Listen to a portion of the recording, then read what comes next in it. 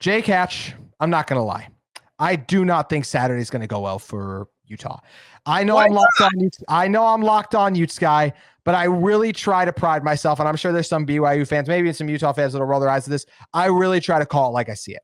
And this Utah team, they're fighting hard right now. I really like the effort they displayed against West Virginia. There's some talented pieces and players. You mentioned Keanu Dawes. This is Gabe Madsen, Mason Madsen, their last regular season game. Lawson Lovering to Ezra Asar. Like, there are Jake Wallin. These are guys here for Utah like that have played. They've done well. This is a team that no one expected them to even be in the top of the conference, like top 10 of the conference. So the fact they're here, they're doing good things.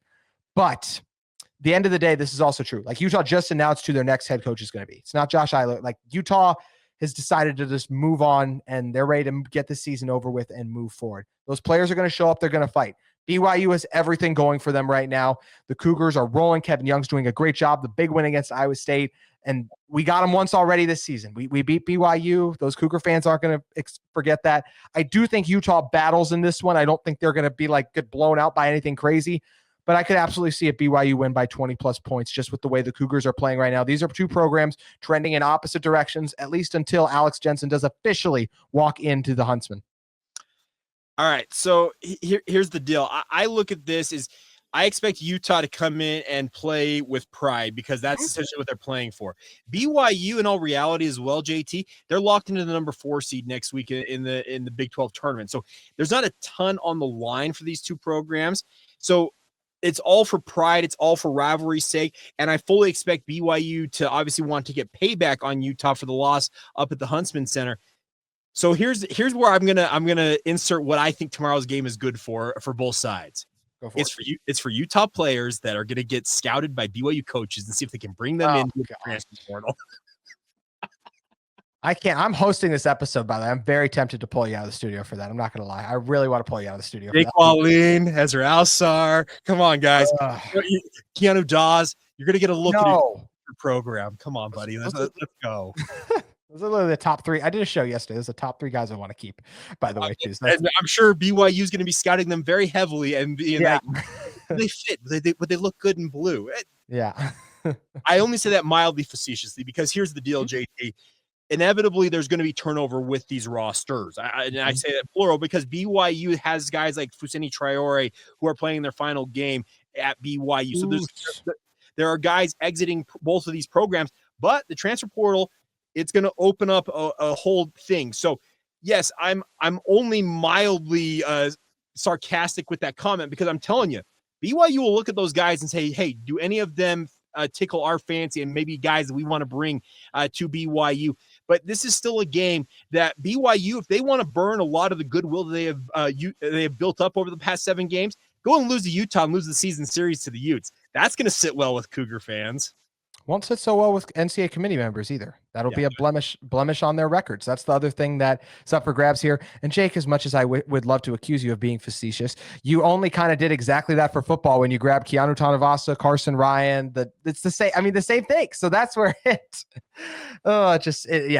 we saw how this went last time, and in terms of just grabbing some former Utes like that. So I've got one question for you. If Utah were to shock the world here, what will it take? Will it be Gabe Madsen just going outside of his ever-loving mind and just making 3 after 3? Is that the way that Utah pulls off this upset?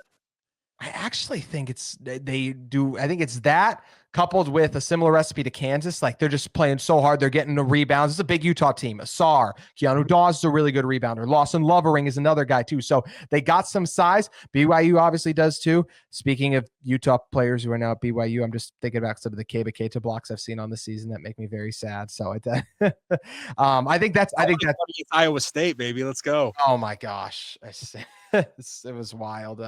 And yeah, I mean, that's a great guy right there. Like I mentioned, I mean, Keba's a guy that I would really wish was still at Utah, and he moved on, and there could be some other guys too. But yeah, definitely feels like Utah's recipe is going crazy from getting a great game. The Madsen twins, like if they could go nuts in their final regular season game along the boards too. I mean, Jake, am I forgetting anything? Like maybe a BYU weakness that Utah could exploit? Is there anything missing? Well, BYU was the first team in like 30 years to beat a top 25 team with 29 turnovers. They had 29 giveaways against Iowa State. I will be floored if BYU wins another game in the next 5 years with that many turnovers. I don't care what the opponent is. They have been far too careless at times with the ball, speaking of the Cougars. And I'm talking, it's not any particular player. You can look at the distribution of the turnovers. It's pretty evenly across the board, mainly led by the guards and Dallin Hall and Jaeger Demon. Those two guys obviously handle the ball the most. They'll turn it over the most. That's just par for the course with college basketball. But if BYU has that turnover bug crop up here and Utah can make him pay for it, that's where this game could tip. And I'm not saying that I'm all that worried about BYU losing to Utah, because I think there's a lot of motivation, because there was a lot of people that were bitter that BYU lost at Utah for the second straight year, all that stuff. So that alone, I think, will propel BYU in this one.